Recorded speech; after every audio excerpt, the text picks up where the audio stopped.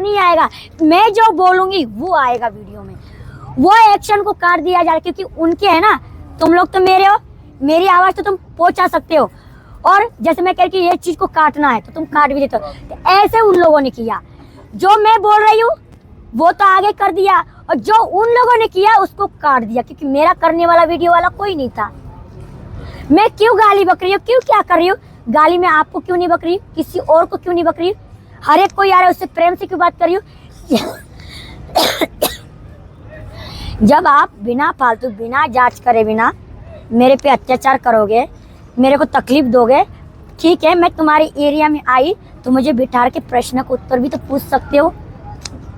मैंने तुमको गाली दी है तो मुझे उस गुरुजी तक ले जा सकते हो, है ना। एक समाधानी का काम होता है कि हाँ भाई तूने हमारे गुरुजी को क्यों गाली दी। मैं ये कहूंगी कि तुम अपने मेरे गुरुजी के पास ले चलो, मैं जवाब का सवाल मैं तुम्हारे गुरुजी को दूंगी, तुमको क्यों दो, तुम कौन होते हो, इसमें क्या गलत है?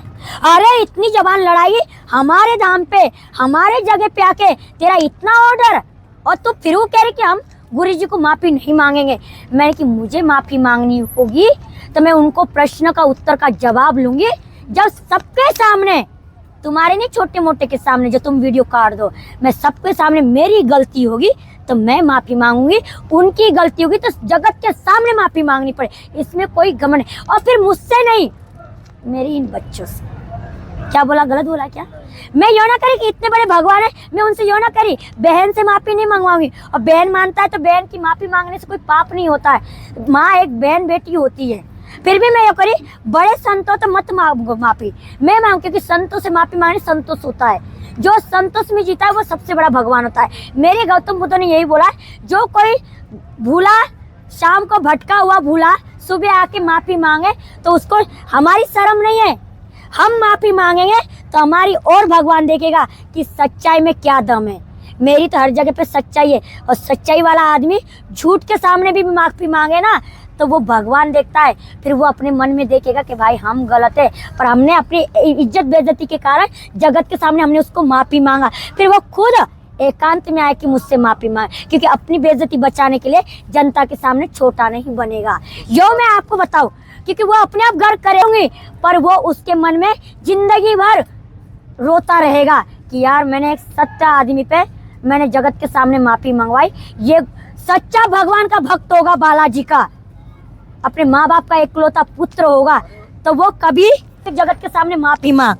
और ये जनता की क्या औकात है जो मुझे माफी मंगवा सके, क्योंकि मेरी कोई गलती नहीं है ऑलरेडी।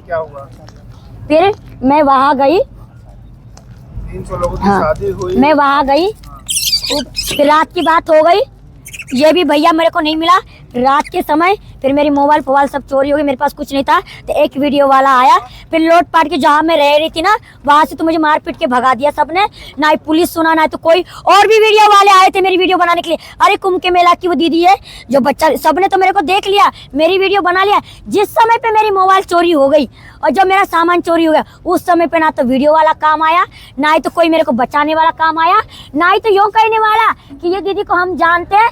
बागेश्वर के खिलाफ कोई बोलने वाला और नहीं था।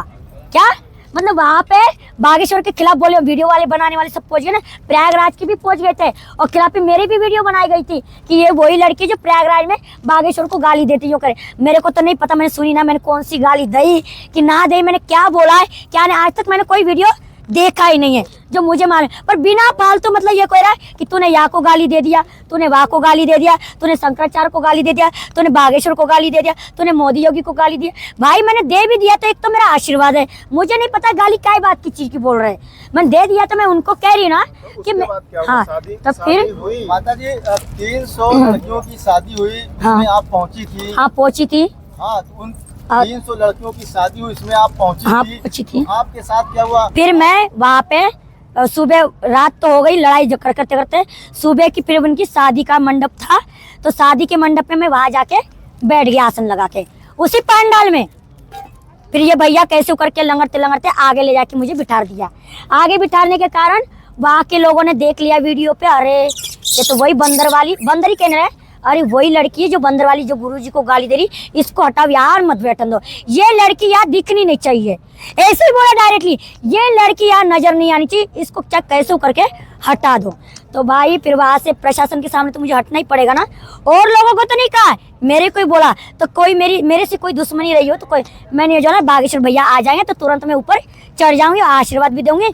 और जो मेरे को बात करनी है भैया से वो मैं बात करूंगी और बात की बात हो जाएगी। फिर कोई लड़ाई नहीं, कोई झगड़ा नहीं।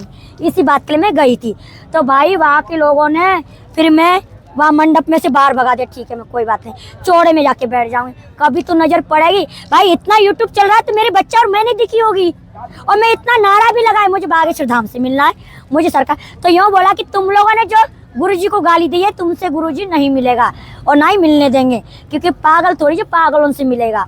मैं चल ठीक है, कभी ना कभी तो समझ जाएगा गुरुजी कि ये लड़की कब से बैठी है और कब से क्या बात करने वाली है। इतना तो पता लग ही गया। जो पर्चा बनाता है सब चीज़ जानता है, तो मेरे दिल का दर्द नहीं जान रहा होगा? ऐसी बात वो जानता होगा मेरा भाई कि मेरी बहन गलत नहीं है। एक बात की कह रही मैं, हमारे मोदी योगी सरकार भी जान रहे होंगे कि ये लड़की गलत नहीं। जो जिसको जानकारी नहीं है तो वो तो ऐसी पागल हो जाती है। किसी एरिया में नया आदमी जाता है जिस पर हावी अटैक करता है तो अपने आप को क्या कुछ नहीं कर सकती है लड़की, अपने बचाने के लिए कुछ भी बोल सकती है। जब मेरे को कोई अत्याचार करे तो मैं प्यार करके सहन करूंगी क्या?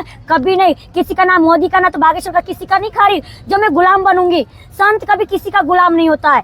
अघोरी महात्मा जो किसी का खान पीन नहीं करी, मैं गुलामी क्यों बनूं? गुलामी जब बनाऊंगा जब मेरा कार्ड बनाएगा, जब वो मेरे को कोई सुविधा देगा, जब मैं उनकी गुलामी, जैसे आप लोग उनकी गुलामी कर रहे हो। मोदी योगी सरकार ने आपको ऑर्डर दिया जब तो ये तुम सब काम कर रहे हो। नहीं तुम लोगों की क्या औकात है जो तुम वीडियो बना के वहां तक पहुंचाओ? ये उन्हीं का आदेश है जब तुम ये काम कर रहे हो कि नहीं कर रहे हो? उन्हीं के आदेश के कि किसके साथ गलत हो रहा है, किसके साथ बुरा हो रहा है। तो ये सरकार तो नहीं देख रहा है, तुम्हारे माध्यम से सरकार तक आवाज पहुंच सके। ये गवर्नमेंट ने आपको दिया है कि किसके साथ अत्याचार हो रहा है, किसके साथ नहीं है, किसके साथ कानून के दायरे से किया जाए। तो मैं उनको अदालत तक बुलाना चाहती हूँ। चाहते हैं मेरे से मिलना या मेरे न्याय का बात करना तो इस वीडियो के माध्यम से भी वो देख सकता है कि मेरी सच्चाई क्या है। सच्चाई जानेगा तो अपने आप नमन करके जाएगा, वरना नहीं। मैं वो भी नहीं चाह रही कि मैं उससे इतनी बड़ी भगत नहीं बोल रही कि मैं उससे बड़ी भगवान हूँ। मैं अपने आप को भगवान कभी नहीं कहलाऊंगी। मैं एक पागल ही मैंने घोषित करा है कि मैं एक पागल हेड क्लास हूँ मैं। तब बागेश्वर बाबा आपसे मिले कि नहीं मिले? नहीं मिला। सुनो फिर वो मारपीट हुई वहाँ पर? हाँ बहुत ही। फिर यहाँ से जाके खूब लोगों ने मेरे पास अत्याचार किया, खूब धूल उड़ाए। जो नहीं देख रहे कि बच्चा को लेके ये बैठी है भाई इससे दूर। तो मैंने कहा कोई बात नहीं, कोई तो ऐसे है जो नमन करके जा रहे गरीब आदमी। और जो बड़े बड़े लोग हैं जो भीड़ बब्बर में गुरुजी को देखने के लिए, भैया के लिए जो है भीड़ पड़ रही है। कोई का तो सुनो पांडाल में चढ़ रहा है, सुनो मेरी बात सुनो, कोई तो वहाँ पांडाल पे चढ़ रहा है, कोई ये यूं ना देख रहा कि मैं बच्चों को देखे नीचे बैठ के अपना भजन कर रही हूँ। क्या इस बच्चे को लेके गोदी में रख के अपना भजन? भाई एक दूसरे पे आदमी ऐसे टूट पड़ गए कि कोई जा, किसी का तो पैर में लग रहा है, किसी को तो पैर में हाथ में लग रही। भीड़ इतनी कि कोई जगह तो मेरा तो नंबर जब आएगा जब ये भीड़ ही हट जाए। फिर मैं बैठी रही। संध्या को 4-5 बज गए। फिर वो किन्नर अखाड़े से और भी आए, बोला कि हम तुमको मिलवा देंगे गुरुजी से। थोड़ा इसको बंद सुनो। फिर हमने बोला कि वो फिर बड़े बड़े किन्नर अखाड़े से भी आए मेरे साथ मिलने के लिए। बड़े बड़े किन्नर अखाड़े से भी आए। उन्होंने बोला कि हम आपको मिलवा देंगे बागेश्वर धाम से, जैसे प्रयागराज में बोले कि हम मिलवा देंगे, ऐसे वहाँ पे भी आए थे किन्नर अखाड़े से। तो उन्होंने भी मुझे नहीं, मैंने बोला मैया ने तो दिया